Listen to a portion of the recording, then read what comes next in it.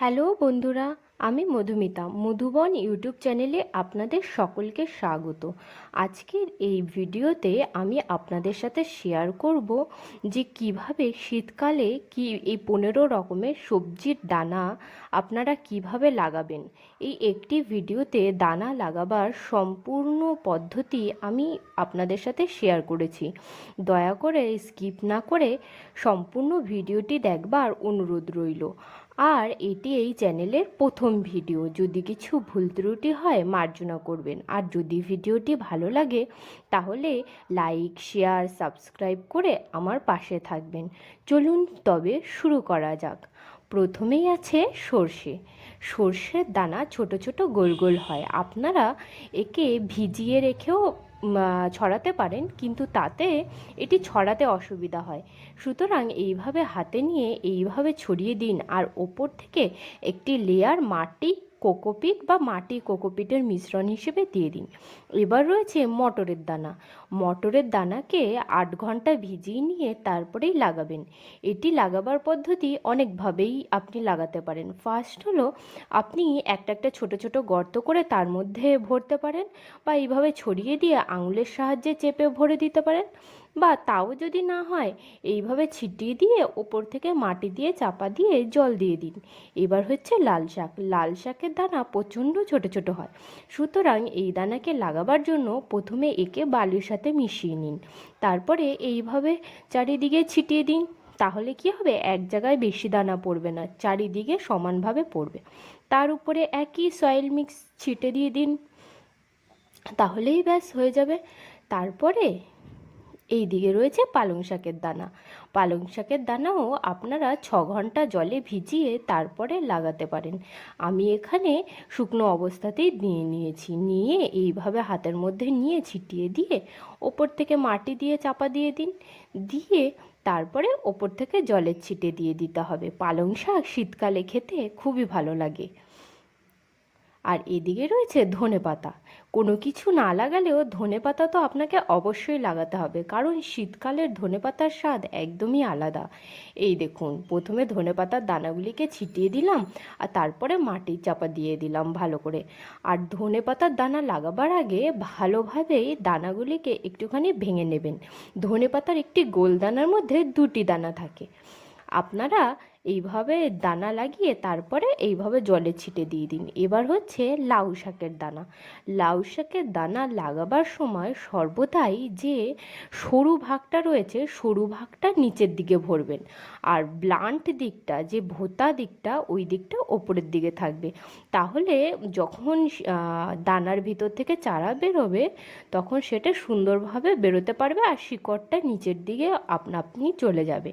এইভাবেই লাউ শাকের দানা লাগাতে হয়। এইভাবে ছোট্ট করে একটু গর্ত করে দানাগুলিকে ভিতরে ঢুকিয়ে দিয়ে ওপর থেকে জলে ছিটে দিতে হয়। এবার হচ্ছে কুমড়ো শাকের দানা।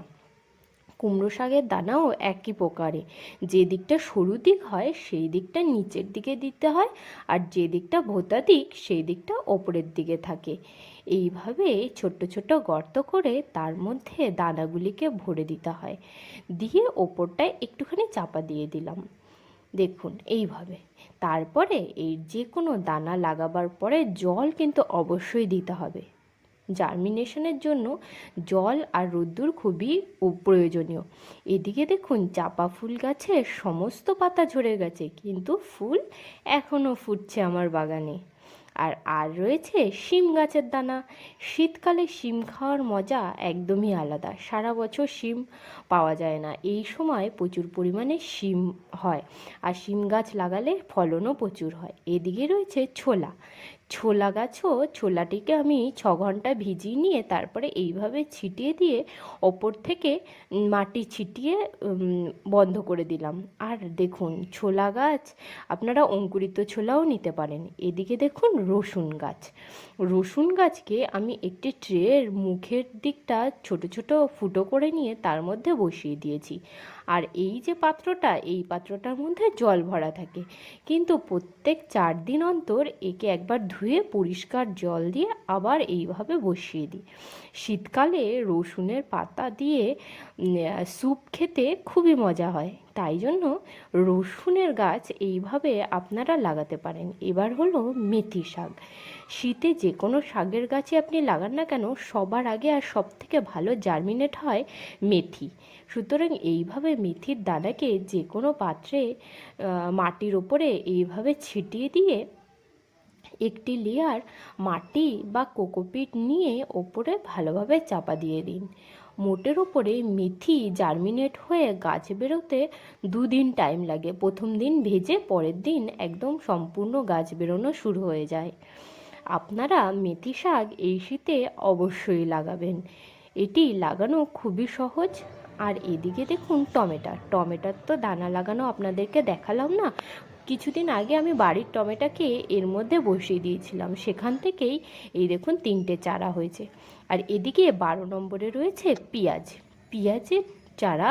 আপনারা জলের মধ্যে কদিন ভিজিয়ে রাখুন, তাহলে এরকম গাছ বেরোবে। এই গাছওয়ালা পেঁয়াজগুলো আপনারা লাগাতে পারেন। আবার গাছওয়ালাগুলোকে না লাগালে এরকম যে কোনো পেঁয়াজকেই নিয়ে এরকম মাটির মধ্যে ছোট্ট একটু গর্ত করে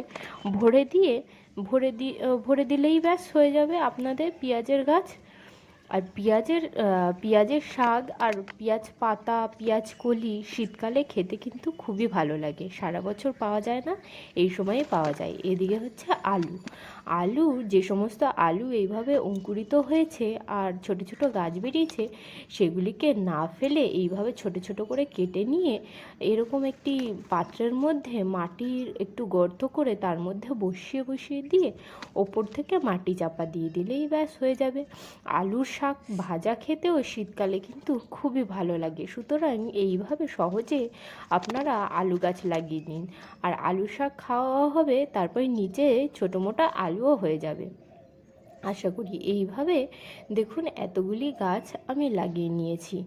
তারপরে রয়েছে বেগুনের গাছ। শীতে গাছ হবে আর বেগুনের গাছ হবে না, তাই কখনো হয়?